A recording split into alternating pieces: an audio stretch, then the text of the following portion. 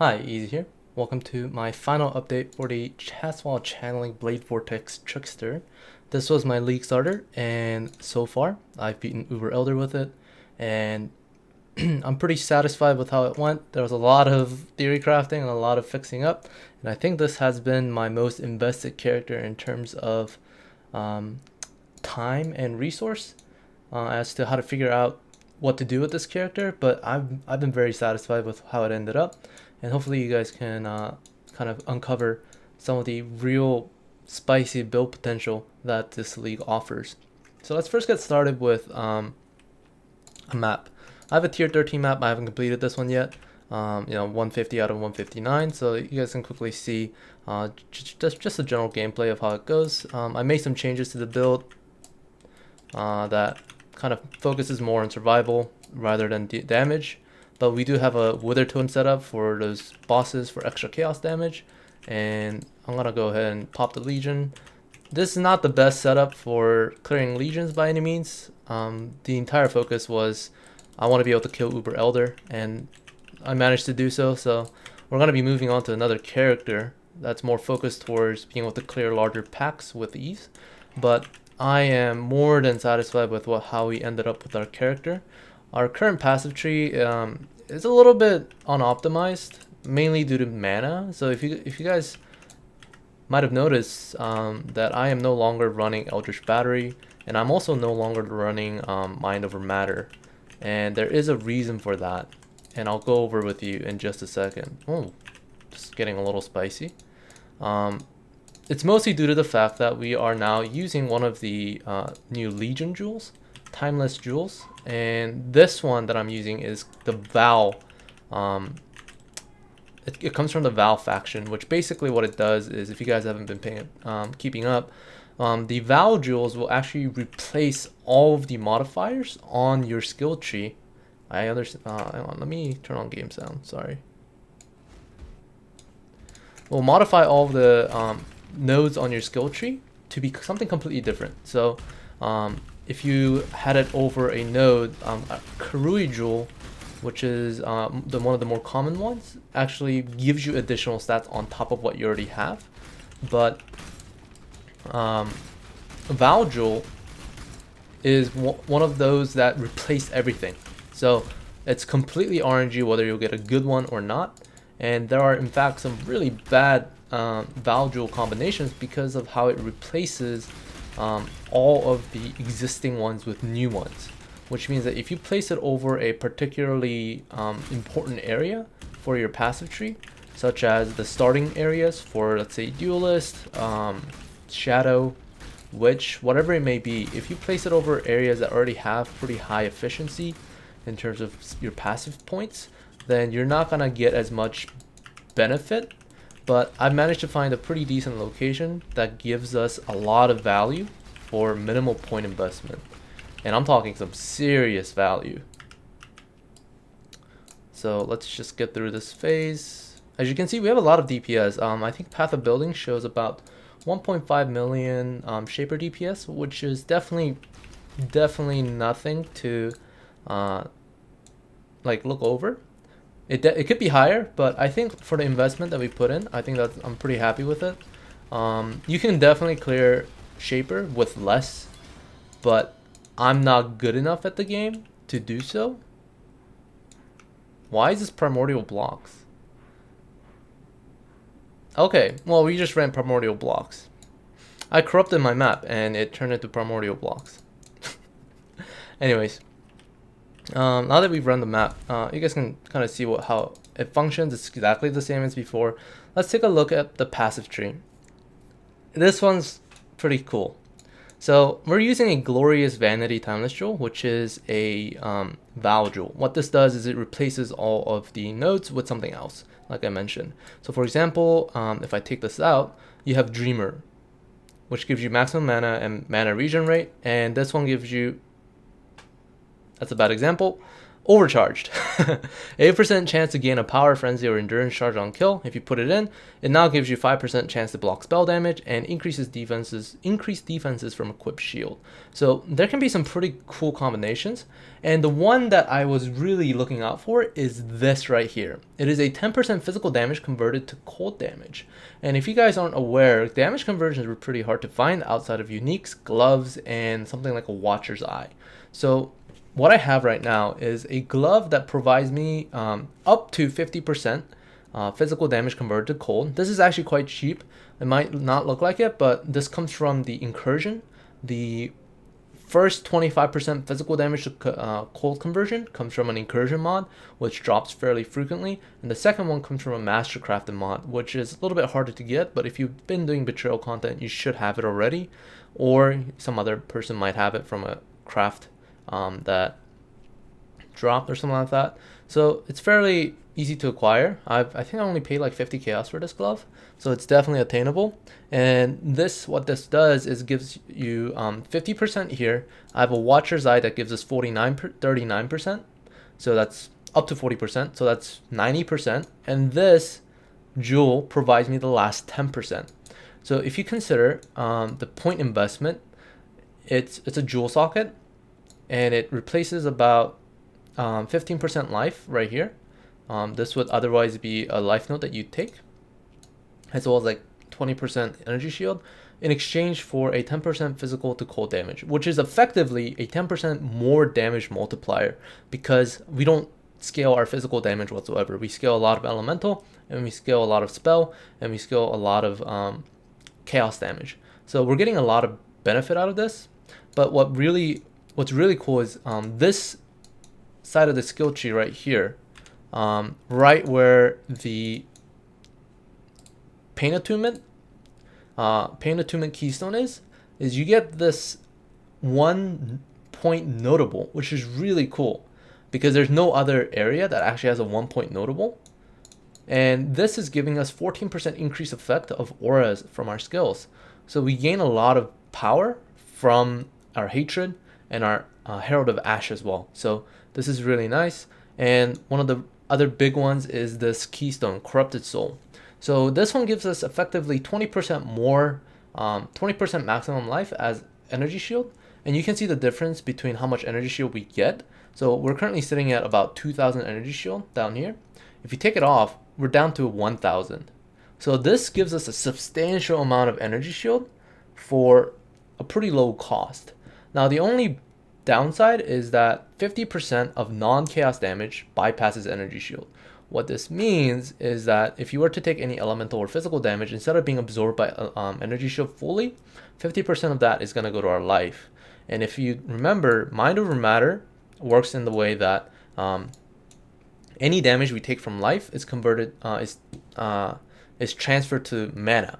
Eldritch Battery protects mana, but if 50% of our damage is going through our energy shield, it now affects mana. And because we're reserving a lot of our mana, it will go back to life.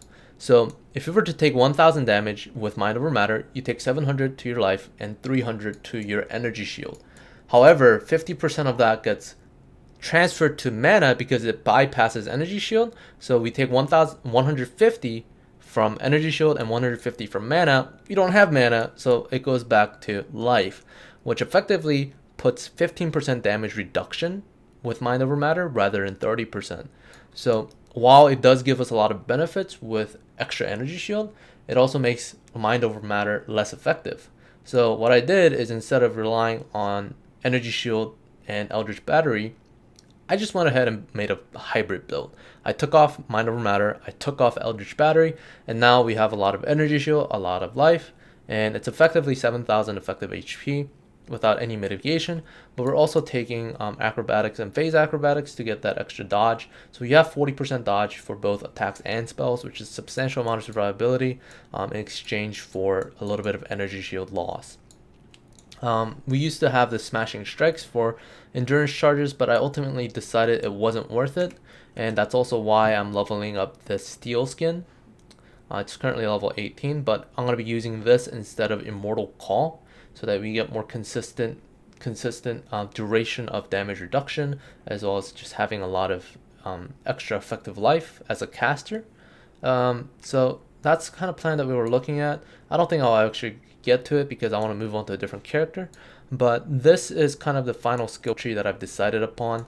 As you can see, that I have a mana node right here. This is mostly to deal with the fact that we don't regen enough mana. As you can see, I have 4 points, almost 5 points of mana investment.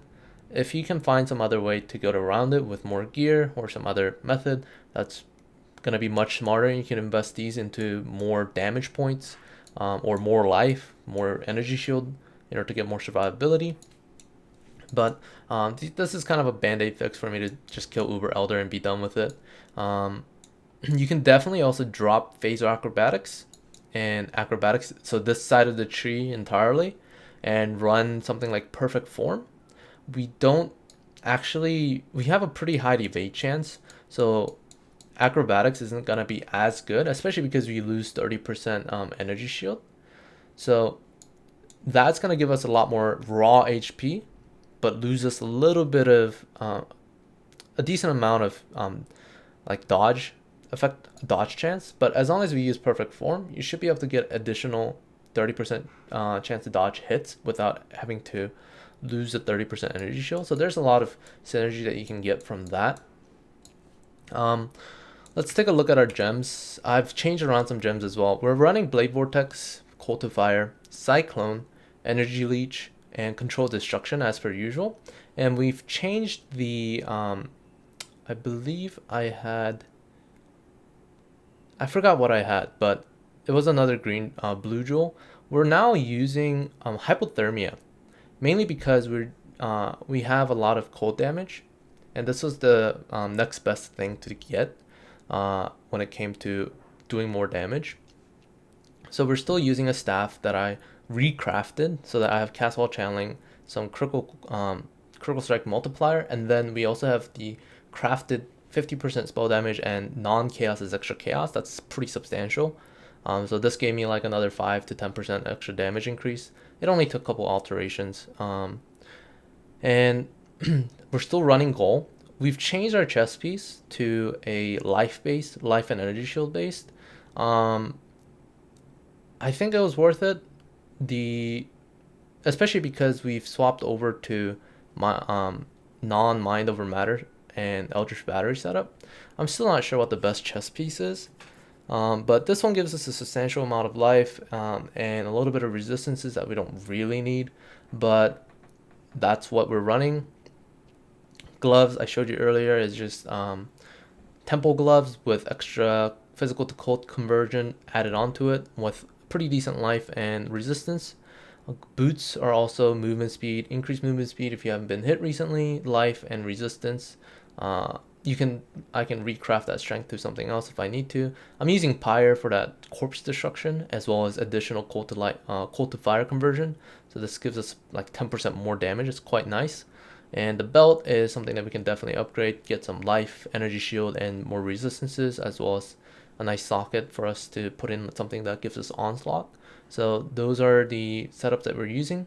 Diamond Flask, Seer's Promise, Taste of Hate, and Quicksilver, along with Life Flask that gives us bleed immunity, and bubbling.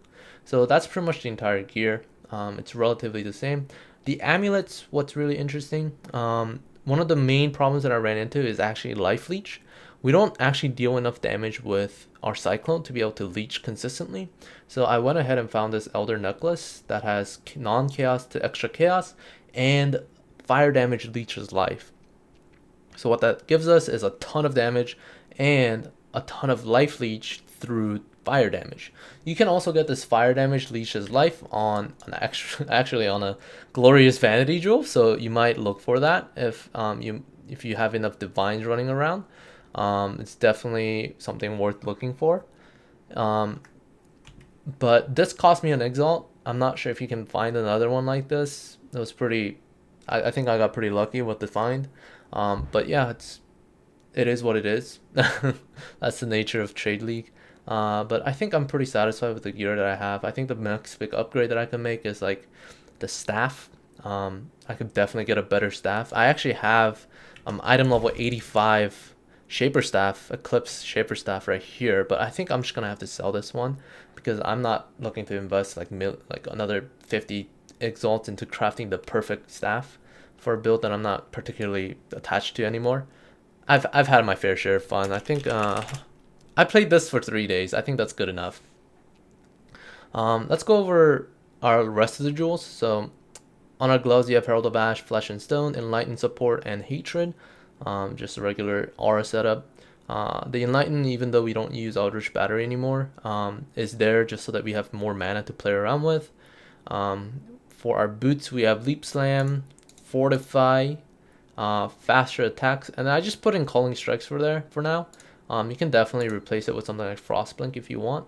I don't really see any reason not to, like, Calling Strikes. It's not gonna proc, especially because we don't have 100% hit chance. I'm using Steel Skin, Arcane Surge, increased duration. I could use Immortal Call, but I feel like Steel Skin is pretty decent replacement now that we're not consistently generating endurance charges. Arcane Surge is there so that we can proc it better. Definitely get a lower level one. This is leftover. So just spam Steel Skin as you run around. Increased duration gives us a better window for us to press Steel Skin. So it's 1.5 seconds, but it increases to 2.5, which basically means that you have a larger window for you to be able to press this button and still benefit from it. The cooldown will proc as soon as the shield is taken off. So at least that's my understanding. So it should be decent even if you run with increased duration. We have Assassin's Mark, Vortex, and Curse on hit. I was originally thinking we might run a ring with Assassin's Mark on hit, but I ultimately decided that's not worth the investment, especially because we need a source of chill for our hypothermia, and Vortex is one of the best ways, easiest ways to get that source of chill.